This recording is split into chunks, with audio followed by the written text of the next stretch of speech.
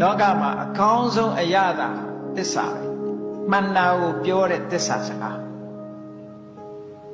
ဘာဖြစ်လို့ကောင်းတဲ့အရာသာပြောတာလဲလို့ဆို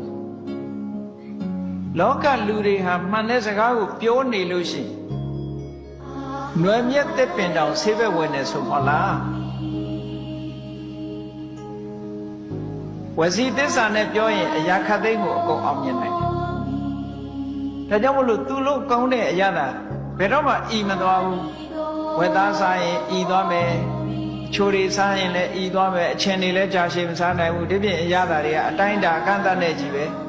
မှန်တဲ့စကားဟာအချိန်တရာပြောလေအရာသာမပြတ်ဘူးဟုတ်ကဲ့အချိန်တရာပြောလေအရာသာမပြတ်ဘူးရလာတဲ့အကျိုးကလည်းပဲအင်မတန်ကြီးမားတယ်လူသားကိုမဆိုထားပြီဘုရားအလောင်းလေးငုံဖြစ်စဉ်ကနေပြီးတော့မိတွေလောင်းလာတဲ့အခါကျတော့မှန်တာကိုသူပြောလိုက်တယ်မြတ်စွာဘုရားဘာမိတ်ချင်လို့ဆိုအေးတဲ့အမင်းတို့အချုပ်ပြောလိုက်မယ်ရ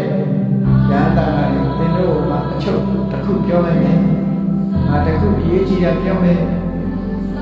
ဟန္တာဓာတိဘိကွေအမန္တယာမိမောမင်းတို့ပုံမှန်လေးလေးပဲပြောလိုက်မယ်ဝေယဓမ္မသင်္ခါရတရားဆိုဒီတော့မှမပြေဘူးအားလုံးချိန်တန်ရင်ပစ္စည်းသွားမှဖြစ်တယ်ဆိုတော့မမေ့ကြဘူးလောကလူတွေကနော်ထာဝရလို့ထင်ပြီးမိမိလျော်နေတတ်ကြတယ်ဟုတ်ဒါကြောင့်မို့မြတ်စွာဘုရားကဝေယဓမ္မသင်္ခါရကံစိဥတုအာရလို့ဆိုတဲ့အကြောင်းလေးပါးနဲ့ပေါင်းစပ်ထားတယ်တခြားအကြောင်းတွေယေတုပစ္စည်းအာရမပစ္စည်းစတဲ့အကြောင်းတရားတွေနဲ့ပေါင်းစပ်ပြုပြင်ထားတဲ့သင်္ခါရတရားမှန်တရားဝေယဓမ္မယူရင်းပစ္စည်းသောမဲ့သဘောတွေကြီးပဲသဘောရှိတဲ့တရားတွေကြီးပဲဖြစ်တယ်အဲ့တော့ဒီလိုမခံရတဲ့တရားတွေပေါ်မှာ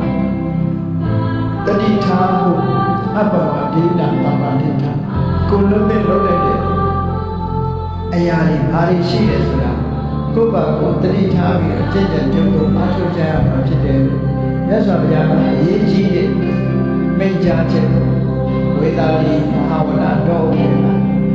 ဒီကုဒကာရသာနာကျောင်းဥပဋ္ဌာနာသာနာဇီဝေခမ်းမကြီးတဲ့ရဟန်းတော်တွေကိုဆုံးမအောင်ပေးခဲ့တယ်သာသနာတော်အတွက်ဒီညအရေးကြီးတယ်ဆိုတာအားလုံးတရားချက်တွေပြောပြီးဆိုပြိတ္တပေါ့သိရှိနားလည်နိုင်ကြပါတယ်မြတ်စွာဘုရားရဲ့အရေးကြီးဆုံးသာသနာလို့ခေါ်ဆိုရတဲ့တရားမှာခုပြောတဲ့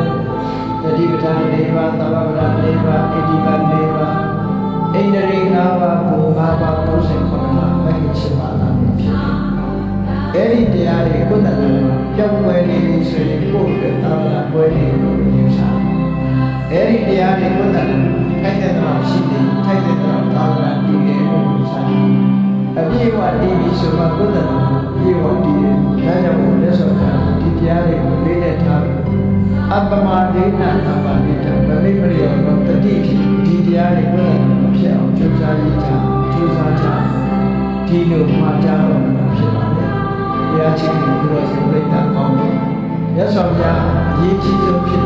ဒီစကားကိုမိတ်ကြားပြီးခုလိုမှာကြားတာမှတ်တတိယတို့ကိုလည်းပဲဒီတိုင်းမှာကြားတဲ့စိတ်ထဲမှာခံစားနားလည်ပြီး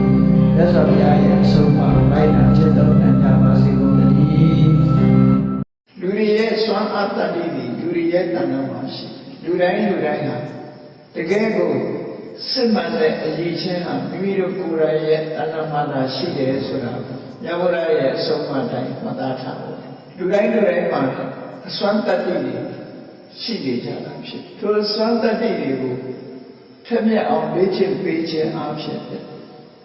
လူတွေဟာထူးချွန်တဲ့ပုဂ္ဂိုလ်အနေထားမျိုးကိုရောက်နိုင်ကြတယ်ဆိုလူတိုင်းဟာလက်တွေ့နေတယ်ပြောဘုရားလောင်းနေဆိုတာငကိုကသမ္မာလူ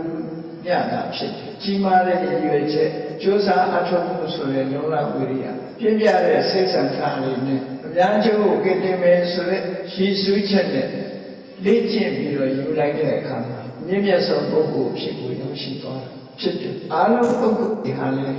ထို့တူပဲမိမိတို့တဏ္ဍာမှာရှိတဲ့အရေးချင်းကိုမြင့်တင်ပေးခြင်းအပြင်တဏှာမှာချမ်းသာဒုက္ခရပြီးနောက်ဆုံးတဏှာဥက္ကလွတ်ကင်းသွားနိုင်တဲ့ဆွမ်းဆောင်မှုမျိုးတွေကိုရရှိမှာဖြစ်တယ်ပေါ့ဆိုလိုတာကလူတွေရဲ့အစွမ်းတတ္တိဆိုတာ internal လို့ခေါ်တယ်ကိုယ့်ရဲ့အစ္ဆဒတဏ္ဍမှန်တာရှိတာဖြစ်တယ်ကံဆိုတာအကြောင်းတရားတစ်ခုအနေနဲ့သာမြတ်စွာဘုရားဟောတာကြီးပွားတိုးတက်မှုအတွက်ကံကိုညှော်လင့်ဆောင်စားနေကြရမှာမဟုတ်ဘဲနဲ့လောလဝိရိယရှိရှိနဲ့အသိဉာဏ်နဲ့စဉ်းစားဆင်ခြင်ပြီးတော့လုပ်ကြရမှာဖြစ်တယ်ဒါမြတ်စွာဘုရားရဲ့ဆုံးမဒီတိုင်းပဲတစ်ဖက်သားကိုအားကိုးရမှာမဟုတ်ဘူးလောကလူသားတွေဟာတစ်ဖက်သားကိုအားကိုးလို့တဲ့စိတ်တွေကြောင့်ကြောက်ရွံ့မှုတွေဖြစ်သွားကြတယ်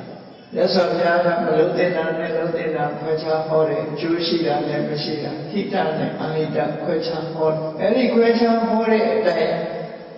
ဟိတကိုလုံးဆောင်တာလို့အာဟိတကိုရှောင်တာလို့ဆိုတာ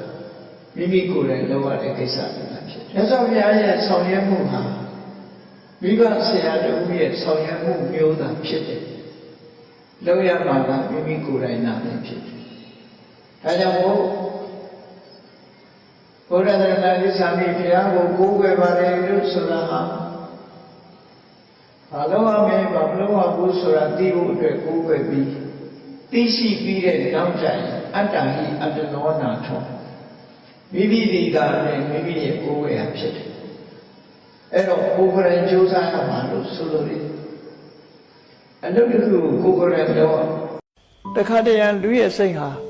စိတ်ကောင်းနှလုံးကောင်းဆိုတာဖြစ်လာတယ်တွေ့သားပေါ်မှာငဲ့ညတဲ့စိတ်မေတ္တာထားတဲ့စိတ်အကျိုးစီးပွားကိုလိုလားတဲ့စိတ်ဆိုတဲ့ဖြူစင်တဲ့စိတ်ဓာတ်လေးတွေ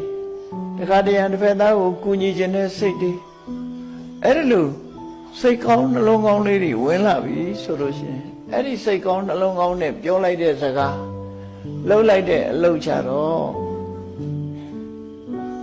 ထို့သောပြုလုပ်မှုကြောင့်ပြောဆိုမှုကြောင့်နောက်ကတတိကြီးစိတ်ချမ်းမြေ့ပွေရာတွေပဲဖြစ်ပေါ်လာတယ်ကိုလှုပ်လိုက်တဲ့အလုပ်လေးတစ်ခုကြောင့်စိတ်ချမ်းမြေ့ပွေရာဖြစ်လာဥပမာတစ်ခုပဲစိတ်ကောင်းနှလုံးကောင်းလေးရှိလို့ကုသိုလ်ကောင်းမှုလေးလုပ်လိုက်တယ်လူတစ်ယောက်ကိုကူညီလိုက်တယ်ကူညီလိုက်လို့ဟိုတစ်ဖက်သားကကျေးဇူးတွေတင်ပြီးအချင်းချင်းမေတ္တာသက်ဝင်ပြီးတော့နောက်ဆုံးမှာဒီစိတ်ချမ်းသာဝေရတွေကဆင်ငယ်ဖြစ်လာကုသိုလ်ကောင်းမှုပြုလိုက်တယ်စိတ်ကောင်းနှလုံးကောင်းလေးဝင်လို့မြတ်စွာဘုရားကိုရှိခိုးလိုက်တယ်ပန်းရည်ချမ်းစီမီပန်းတို့ဖြင့်ပူဇော်လိုက်တယ်ဆိုတဲ့အခါဒီကုသိုလ်ရဲ့စွမ်းနဲ့တန်တရားထဲမှာကောင်းတဲ့ဂတိဘုံတွေရောက်သွားကြတယ်ဆိုတာလည်းရှိတယ်လူတယောက်မကြမ်းမှဖြစ်တာအကြောင်း၈မျိုးရှိတယ်အကြောင်း၈မျိုးရှိတယ်တီးကြေကြောင့်လည်းဖြစ်တယ်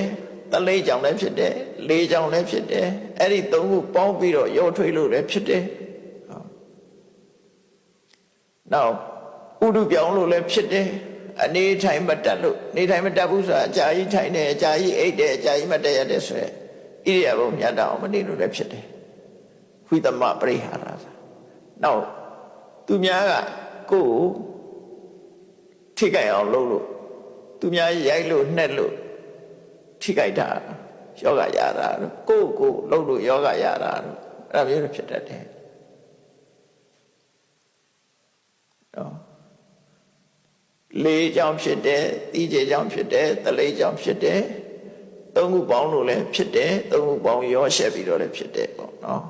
ဥရုပြောင်းလို့ရှိရင်လည်းဖြစ်တယ်နောက်အနေထိုင်မတက်လို့ရှိရင်လည်းဖြစ်တယ်နောက်တစ်ခုကသူများကလှုပ်လို့လည်းဖြစ်တယ်ကိုလှုပ်တာပဲဖြစ်ဖြစ်သူများတန်ရရတဲ့ယောဂပေါ့နောက်ဆုံးတစ်ခုကကံကြောင့်ဖြစ်တယ်အဲ့တော့ကံကြောင့်ကြီးဖြစ်တာမဟုတ်ဘူးကံကြီးလည်းမချရဘူးဒါကြောင့်ဝါမေရာသီဥရုအေးတာကိုနွေထွေမနေပဲနဲ့အေးတဲ့သွားလို့နှာစီးချောင်းလို့ဖြစ်တာဒါတိတ်ကလှုပ်လို့မှမဟုတ်တာမစင်ញင်လို့ဖြစ်တာမတည့်တာစားပြီးဝန်းလျှောတာဒါမတည့်တာစားလို့ဖြစ်တာကံကြောင့်ဝန်းလျှောတာမဟုတ်အဲ့လိုပါပေါ့ပစ္စုပန်အကြောင်းကတသက်ရှိအကုန်လုံးကဒါတစ်ခုတည်းလို့ပြောတာမဟုတ်